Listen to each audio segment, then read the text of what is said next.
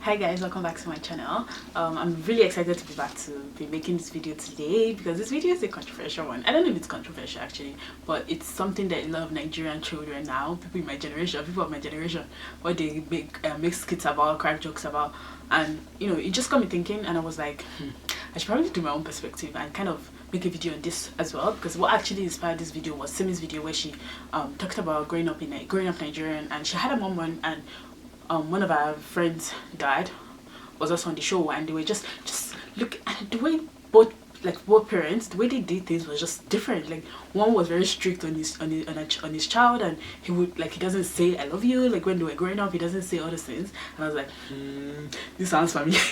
This sounds familiar. This sounds like something that happened when I was growing up. My parents never really said it, but you know, they showed it from their actions, but they never really said it. And I was like, I'm going to make a video. I just hope this video does not rub anyone the wrong way, because at the end of the day, I'm not a parent yet, so I don't know. I don't have any experience. I'm just talking based off of the knowledge I have on, you know, not punishment is not, I feel like everybody knows this already. Punishing a child is not necessarily the best way to get them to do things. And if you guys can remember, and something that all these, you know, Instagram comedians make jokes about is the fact that when, you know, you go to a party and then your parents give you this they give you this look saying, oh, you better don't eat this food, or you know, the look is kind of basically insinuating that, or basically, you know, kind of giving you an idea, saying, telling you not to eat the food, right? So as a child, you kind of get the idea, and kind of get what your parents are trying to say, so you decide not to eat the food. So now my own question is, what the question Simi asked was, is it you know, like, our upbringing, is it child abuse or is it home training? What the question I have is it fear or is it respect, right?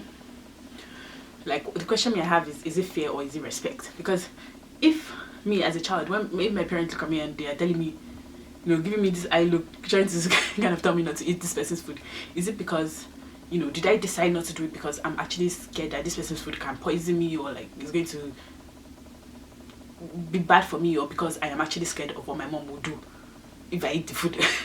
I was scared of my mom, I was scared of my dad. If I eat the food, that my dad is going to beat me, my dad is going to punish me for eating that food. Now, that's my question. Is it, are you trying to elicit fear in your children, or are you trying to elicit respect? Like, is it respect? Do you want your children to respect you, or do you want your children to just be scared of you? Like, is that their thought process? Is that what they're thinking about when, you know, they're training you and they're beating you for doing something wrong, or punishing you for doing something wrong, or, you know, stuff like that?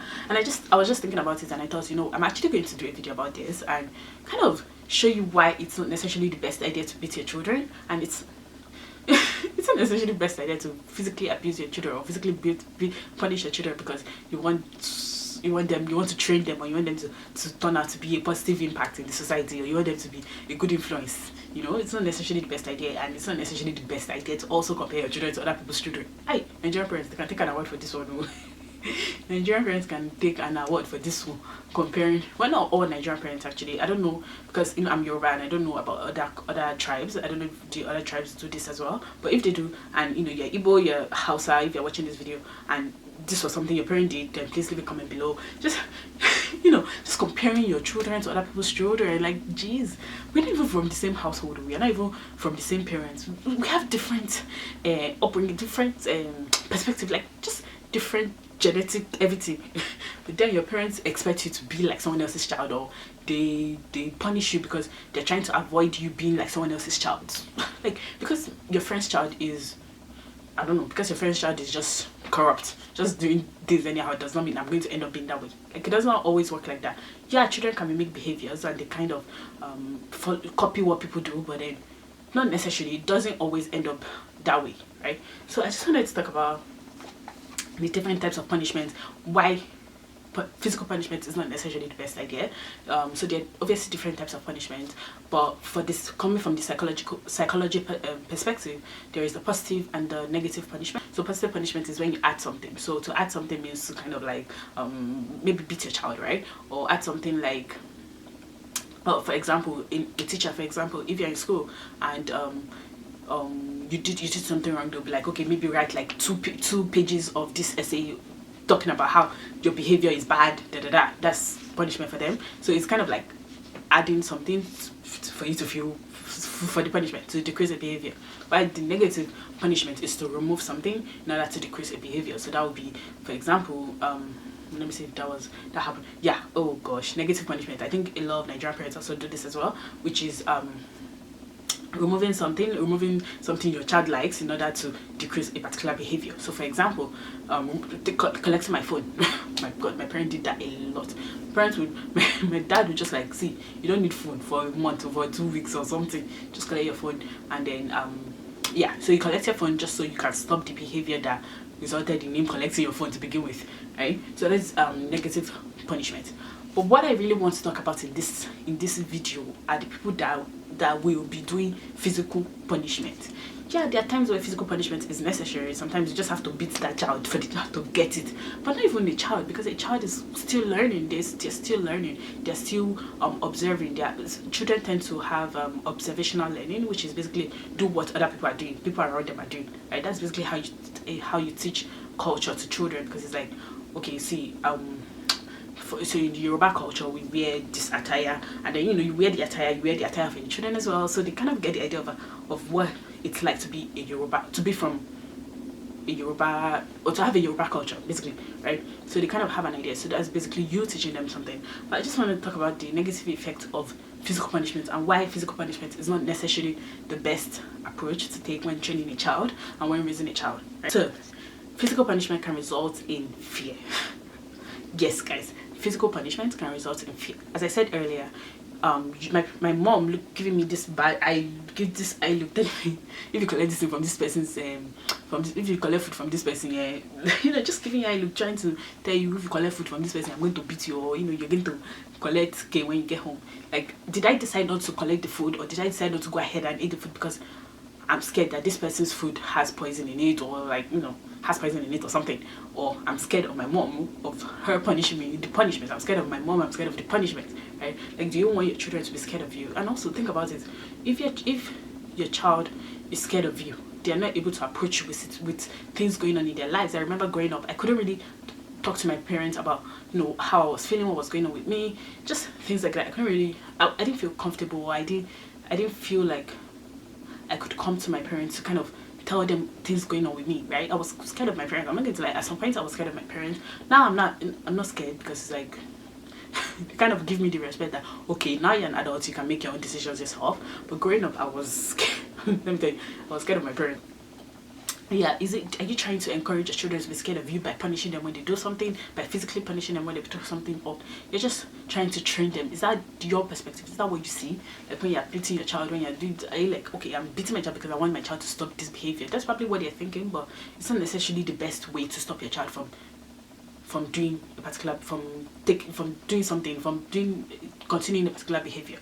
Another negative effect of physical punishment is that your child can end up being aggressive, having antisocial behavior, and being a delinquent, or having delinquency, right? Okay, I'm talking based off of the research I did, not like as if this is all just coming out from my brain. Okay, my brain is not that hot. Okay, so this is just from the research I did. Okay, so this is basically psychology. This is psychology, simple psychology. This is basically the thing they teach you in your first year of psychology in university. Okay, they even teach you this in grade 12 high school. But yeah, this is just simple psychology. I'm just telling you the research that people have done, and they've seen that, oh yeah, physically punishing your child can result in your child being aggressive. For example, now, if your child does something, or your child sees you frustrated, angry about something, and then the next thing you do is lash out, or you punish your child or something, in a situation whereby they're in that situation where they're angry or frustrated about something, they don't see a better way to kind of deal with the situation, because they've seen what you do. They've seen that what you do when you're angry is beating somebody, or like what you do when you're angry is just keeping to yourself, or not talking to your child, or not just communicating, right? Like, this is simple learning communication skills, right? This is basic. When they teach all these basic skills like communication, listening skills, this is basically how children learn them. Like, if you cannot like calm down when you're angry, or just take a step back and explain to your child why you're angry and try to communicate with your child, then how do you expect your child to grow up to know how to communicate with people? How do you expect your child to know how to be a good influence in society? Your child will become a bully because what they see you do is just beating them. That's the way they know how to respond to situations, by beating, by being aggressive, by being antisocial by, you know, just internalizing things. They don't know how to communicate. They don't know how to share whatever they are thinking, because they just see you just lashing out every time. And I feel like this, my parent didn't necessarily beat me growing up, but then my own parents only just punishment. My mom will not even do it. My mom will be like, hey, I'll not say anything. That when your father comes, your father will deal with you. I don't even have time for you right now. So my mom usually waits for my dad to give the punishment. But, you know, like, I feel like that's why I'm more scared of my dad now than I am of my mom, because I'm able to tell my mom more things than I can my dad. Like, my dad is very professional. It is very, very professional. It's very strict. It's like, okay, how is school? How is this? How is that? Then, okay, bye. For my dad's birthday, when I tried to be like, oh, okay, you know, I love you, this is like, okay, thanks, bye.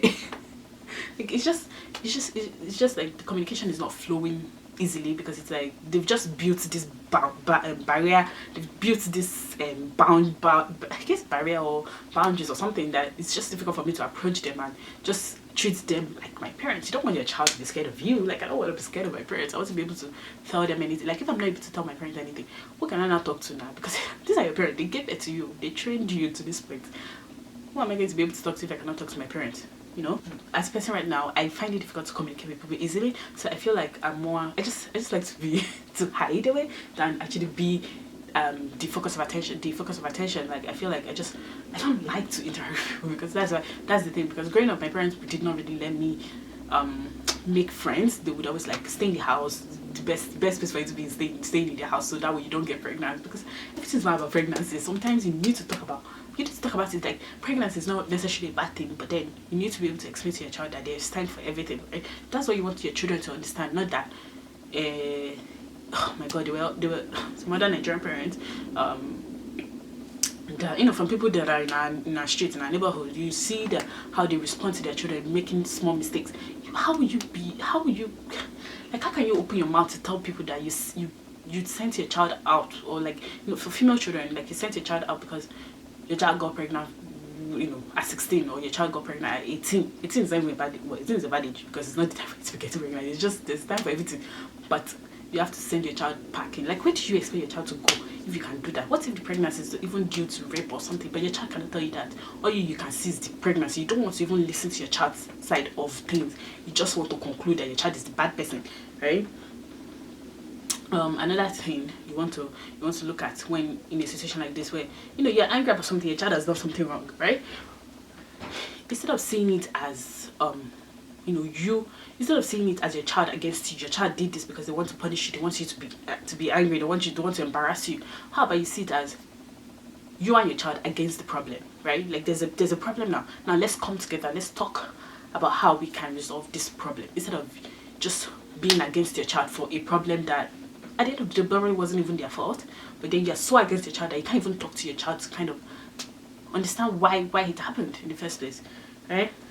So I feel like your upbringing kind of affects your personality as an adult, because it's like, so the example I gave earlier about how, you know, growing up, my parents didn't really allow me to go out. They didn't really allow me to participate in all these social activities.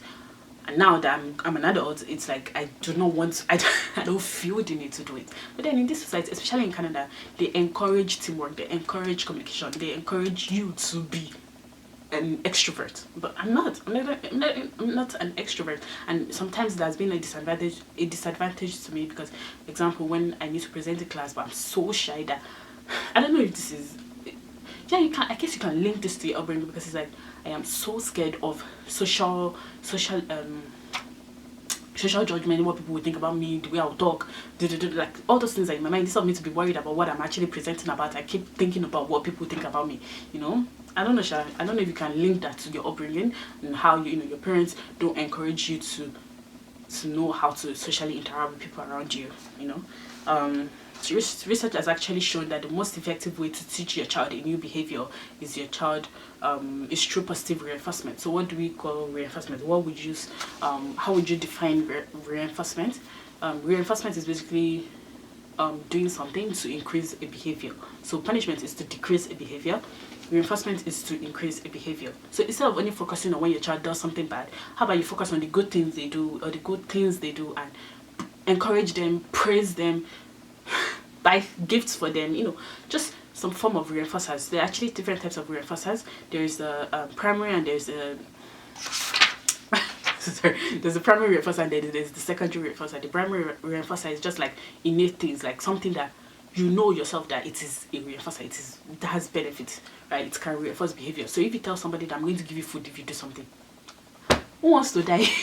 You know, it's true now, but who wants to die? If you say to somebody, I'm going to give you food, the person will behave properly because they want to eat at the end of the day, right? Secondary reinforcer can be money. Money on its own, not necessarily have effect. It doesn't necessarily have effect. But when you combine it with something, or you say, you know, your child is able to recognize the fact that money can be used to buy, to get some form of pleasure. So yeah, so you want to use positive reinforcement instead of punishment. So research has actually shown that sometimes physical punishment might be necessary, but before you use physical punishment, try to weigh the use of the punishment against the positive negative effects of that punishment. If I continue to physically punish my child, will my child end up seeing it as child abuse or domestic violence, or will my child actually see the significance of the punishment and actually understand why it was necessary for me to physically punish my child, right? And you know, we humans, we are like social animals, right? We tend to do things that we perceive to be socially acceptable, right? If you see, for example, if I do well in school now, so if I do well in school and they see how I get an award every time I do well in school, people praise me, people are happy to be around me, people want to learn from me, people are more likely to want to also do well in class because they see that, oh my god, this person is getting all these praises, me I want praise now, I want to do well, right? So people are more likely to end up doing, so they end up imitating me and trying to get where I am, like do better in school as well, because they also want to be social, to be recognized. They also want the praises, they also want the gifts, you know. Yeah, so experts have shown, and parent experts have actually shown, that you should favor reinforcement over punishment. Okay, so favor reinforcement over punishment. The fun fact I actually wanted to point out is that autistic children tend to elicit disruptive behaviors, such as punching things, such as hitting people, such as biting people, pinching people, right? It's like if your child does that, but then you're like, you don't know, like you don't understand the effect of your mental conditions. You don't understand mental conditions. You don't understand the impact mental disorders can have on your behavior, can have on things you do. Then if your child is eliciting this disruptive behavior, you tend to punish your child. But as a child with autism does not understand. It's like there's so much stimulus and it's all about processing all the stimulus, and then you just beating your child, your child will not get better. Your child will end up, yeah, your child will not get better, basically. Like, I don't want to go too deep into the treatment for autism and the treatment management for it, but your child will not get better. It will not change. What you are doing, the beating and everything, will not stop your child from being disruptive, because at the end of the day, your child has a mental condition. It's just that simple, right? Instead of always thinking it is your child trying to hurt you, try to think outside the box and why my child can be eliciting these disruptive behaviors, instead of just being abusive and just beating your child. Parents are the most important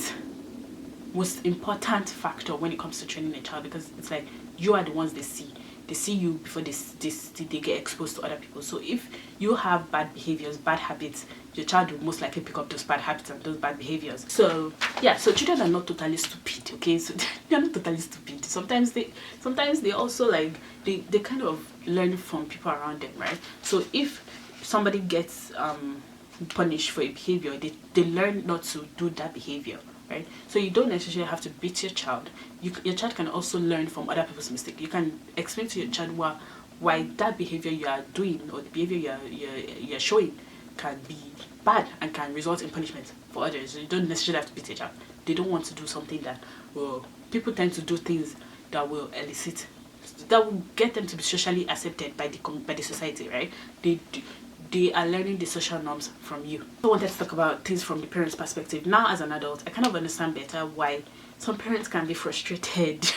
See, being an adult is not easy, okay?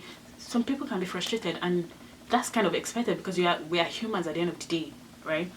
And now, as an adult, where I have to pay bills, I don't even have any dependents, I don't have children, but then I have to pay bills, I have to pay for different things, just so many bills, just piling up that I have to pay for, I'm just thinking about just the pressure and the stress to have to work and pay for all these things is too much. So now imagine a parent that has 4 or 5 children, and 2 or 3 out of those children are doing poorly in school, they're not doing well, the parent is stressed from work, they're not probably the pay they are getting is not very good, and they are putting that pay, they are putting everything they have into your education to train you to do everything. You can imagine how frustrated it can be for someone. Even you as an adult, you should be able to understand and recognize that.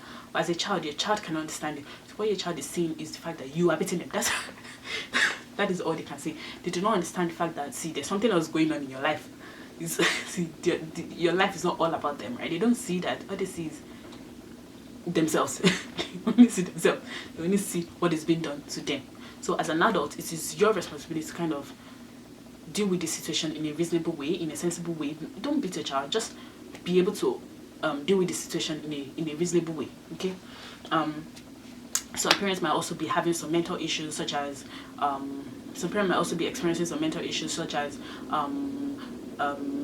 postpartum depression. Some people don't recover from that, and they tend to like beat their children because they didn't form any form of connection with them growing up. So it's like they don't feel the need to to do anything good for them.